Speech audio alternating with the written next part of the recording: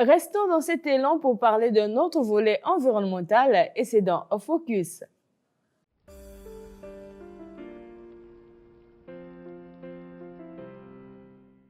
Nous sommes dans l'une des forêts situées dans le district de Boko, dans le département du Poul. Certainement, ma tenue vous étonne, sécurité oblige, car je me trouve dans près de 105 ruches colonisées, résultat du micro-projet d'apiculture dirigé par le groupement LOSI avec l'appui de l'ambassade de la République fédérale d'Allemagne en République du Congo.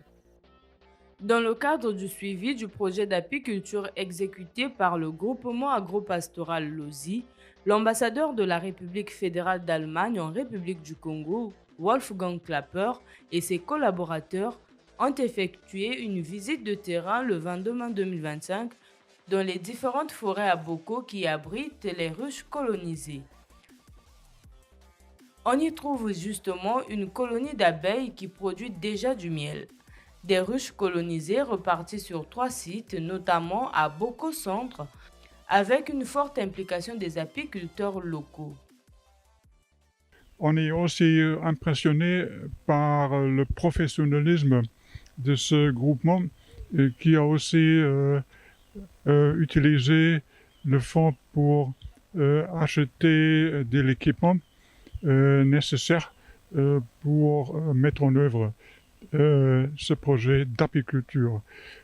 L'apiculture a un double effet positif. On génère des recettes, on peut bien commercialiser le miel, qui est un produit qui coûte cher sur le marché.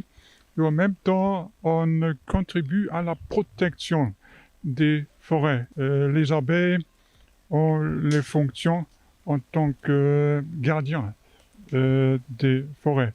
Donc on espère que ça serve aussi comme un modèle et que de plus en plus des autres projets des apiculteurs sont réalisés ici. L'apport technique et financier octroyé par l'ambassade de la République fédérale d'Allemagne a été un ouf de soulagement qui a permis le démarrage et le redémarrage de ce projet d'apiculture paysanne en dépit des difficultés rencontrées. D'abord, il y a des pluies qui nous dérangent à chaque instant. Quand il y a beaucoup de pluie, beaucoup de marées d'eau, vous allez vous rendre compte là-bas, on essaie un peu de surmonter les caisses pour éviter en fait les eaux. Et tellement il y avait des inondations et autres, nous avions commencé du début juste en bas là-bas pour couper les arbres qui tombaient dans les eaux pour éviter l'inondation. Et puis il y a des serpents. On était vraiment très contents par rapport à ce que l'ambassade avait fait.